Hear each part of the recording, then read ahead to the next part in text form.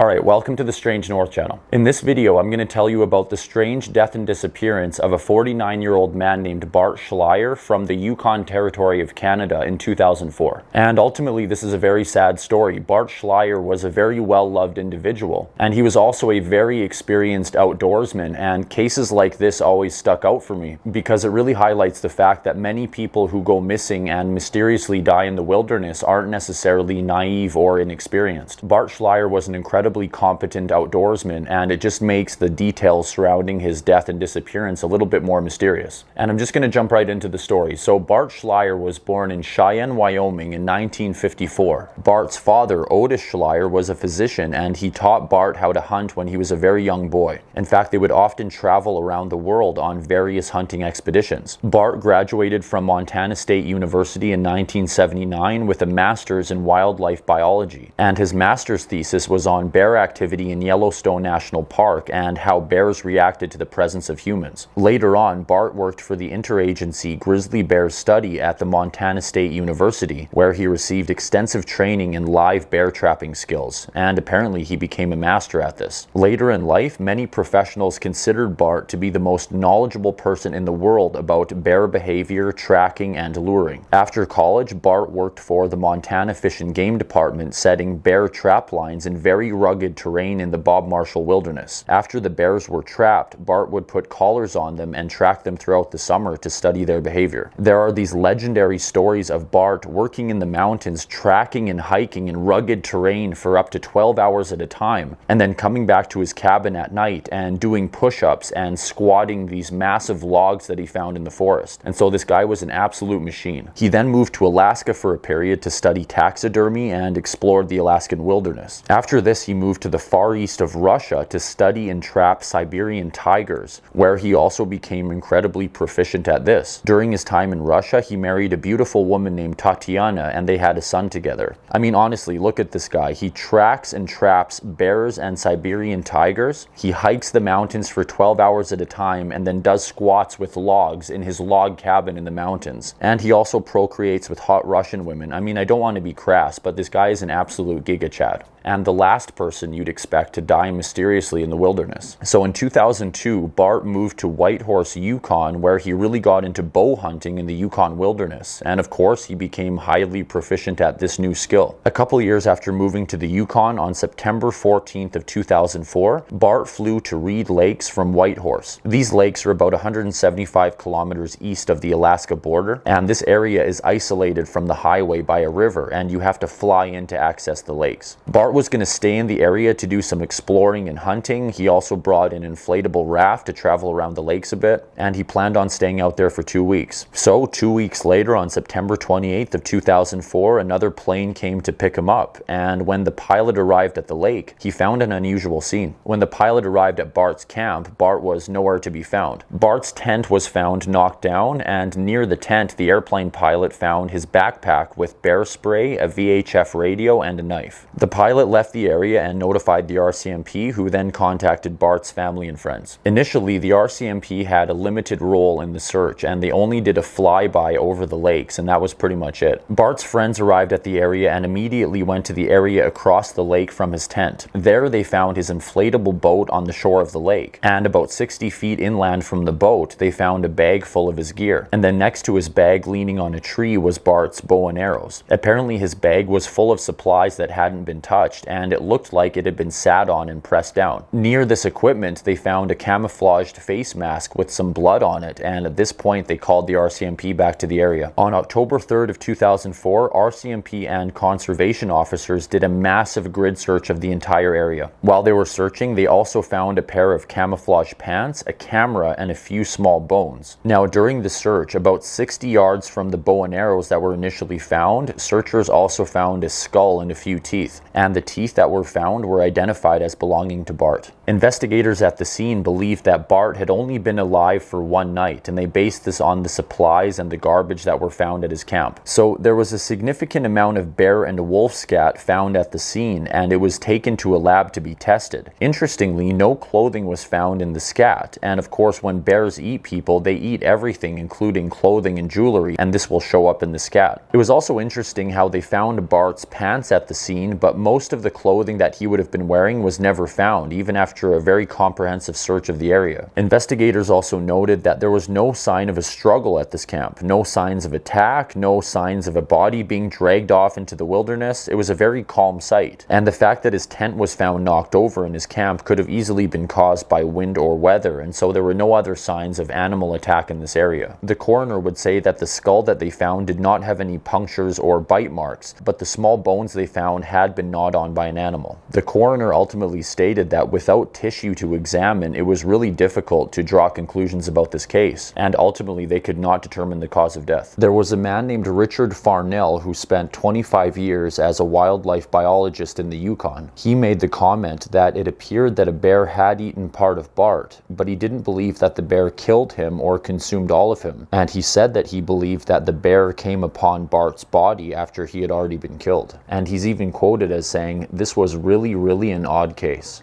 And so ultimately, this story ended with a frustrating lack of clarity. The coroner could not officially determine Bart's cause of death, and they just had very limited information to go on. But investigators did make note of the fact that although there was a lot of evidence of bear and wolf activity in this area, it wasn't clear that animals had initially killed Bart. Investigators seemed to believe that animals had happened upon his body when it was already dead. And so that seems really unusual to me. It's also strange that although his pants were found at the scene, most of the clothes that he would have been wearing were nowhere to be found, and they did a very comprehensive grid search of this area. And to me, this is just one of those stories that really highlights the fact that very competent and capable people die under mysterious circumstances in the wild, and these things don't just happen to naive or inexperienced people. And ultimately, it's just a very sad story. Bart Schleyer was not only remembered for being a very capable outdoorsman, but many people also talked about what a wonderful person he was. This is a quote I found from one of Bart's friends. Quote, "He was the kindest and most gentle person I have ever known. Some people's first impression of Bart was that he was phony, too nice, too polite, but that's just who he was." And so obviously the story had a very sad ending, and my heart really goes out to Bart's family and friends. I can only imagine what it would be like to go through something like that. And so that pretty much wraps up the video. If you watched this far, thank you very much. I hope you found that interesting and informative, and if you'd like to watch more of my content in general, please consider subscribing to my channel. I upload at least one new video per week. Thank you for watching. I hope you have a great day, and I look forward to seeing you next time on the Strange North channel.